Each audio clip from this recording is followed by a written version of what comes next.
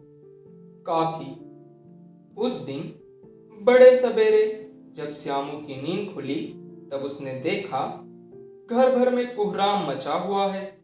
उसकी काकी उमा एक कंबल पर नीचे से ऊपर तक एक कपड़ा ओढ़े हुए भूमि शयन कर रही है और घर के सब लोग उसे घेर कर बड़े करुण स्वर में विलाप कर रहे हैं।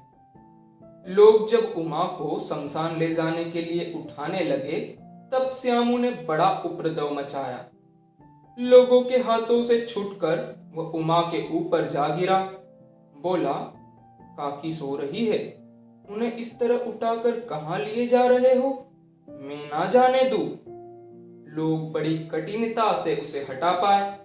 काकी के अग्नि संस्कार में भी वह ना जा सका। एक दासी राम राम करके उसे घर पर ही संभाले रही। यद्यपि बुद्धिमान गुरुजनों ने उन्हें विश्वास दिलाया कि उसकी काकी उसके मामा के यहाँ गई है, परंतु असत्य के आवरण में सत्य बहुत समय तक छिपा न रह सका। आसपास के अन्य अबोध बालकों के मुंह से ही वह प्रकट हो गया। यह बात उससे छिपी ना रह सकी कि काकी और कहीं नहीं ऊपर राम के यहाँ गई है। काकी के लिए कई दिन तक लगातार रोते रोते उसका रुदन तो क्रमशः शांत हो गया, परंतु शोक शांत ना हो सका।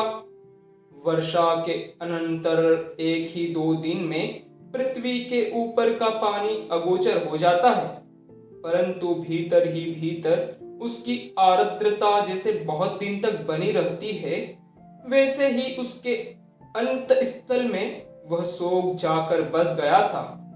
वह प्रायः अकेला बेटा बेटा शून्य मन से आकाश की ओर ताका करता। एक दिन उसने ऊपर एक पतंग उड़ती देखा। न जाने क्या सोचकर उसका हृदय एकदम खिल उठा। विश्वेश्वर के पास जाकर बोला, काका मुझे पतंग मंगा दो। पत्नी की मृत्यु के बाद से विश्वेश्वर अन्य मनस्क रहा करते थे। अच्छा मंगा दूंगा कहकर वे उदास भाव से और कहीं चले गए। श्यामू पतंग के लिए बहुत उत्कंठित था। वह अपनी इच्छा किसी तरह रोक ना सका। एक जगह कुटी पर विश्वेश्वर का कोट टंगा हुआ था। इधर उधर देखकर उसने उसके पास स्टूल सरका कर रखा और ऊपर चढ़कर कोट की जेबें टटोली। उसमें से एक चवन्नी का आविष्कार करके तुरंत वहां से भाग गया। सुखिया दासी का लड़का भोला श्यामू का समवयस्क साथी था। श्यामू ने उसे चवन्नी देकर कहा, अपनी जीजी से कहकर गुपचुप एक पतंग और डोर मंगा दो। देखो खूब अकेले में लाना, कोई जान ना पावे। पतंग आई। एक अंधेरे घर में उसमें डोर बांधी जाने लगी। श्यामू ने धीरे से कहा, भोला किसी से ना कहो तो एक बात कहूं। भोला ने सिर हिलाकर कहा, नहीं किसी से नहीं कहूंगा। श्यामू ने रहस्य खोला। कहा, मैं यह पतंग ऊपर राम के यहां भेजूंगा। इसे पकड़कर काकी नीचे उतरेंगी। मैं लिखना नहीं जानता, नहीं तो इस पर उनका नाम लिख देता। भोला श्यामू से अधिक समझदार था। उसने कहा, बात तो बड़ी अच्छी सोची, परंतु एक कठिनता है।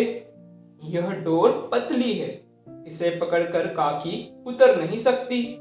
इसके टूट जाने का डर है। पतंग में मोटी रस्सी हो तो सब ठीक हो जाए। श्यामू गंभीर हो गया। मतलब यह बात लाख रुपये की सुनाई गई है, परंतु कठिनता यह थी कि मोटी रस्सी कैसे मंगाई जाए। पास में दाम है नहीं और घर के जो आदमी उसकी काकी को बिना दया मया के जला आए हैं, वे इस काम के लिए कुछ नहीं देंगे। उस दिन श्यामू को चिंता के मारे बड़ी रात तक नींद नहीं आई। पहले दिन की तरकीब से दूसरे दिन उसने विश्वेश्वर के कोट से 1 रुपया निकाला, ले जाकर भोला को दिया और बोला, देख भोला, किसी को मालूम ना होने पाए, अच्छी अच्छी 2 रस्सियां मंगा दे। एक रस्सी ओछी पड़ेगी। जवाहिर भैया से मैं एक कागज पर काकी लिखवा रखूंगा।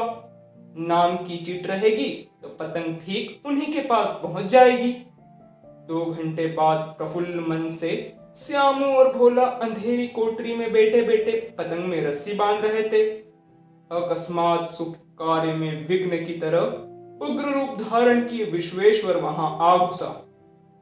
भोला और श्यामू को धमका कर बोले, तुमने हमारे कोट से रुपया निकाला है।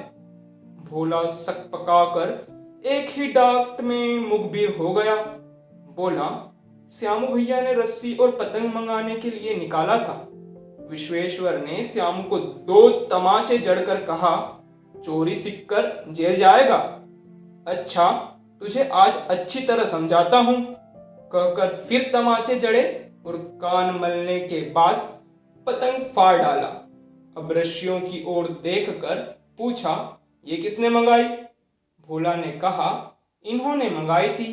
कहते थे इससे पतंग तान कर काकी को राम के यहां से नीचे उतारेंगे। विश्वेश्वर हदबुद्धि होकर वहीं खड़े रह गए। उन्होंने फटी हुई पतंग उठाकर देखी। उस पर चिपके हुए कागज पर लिखा हुआ था, काकी।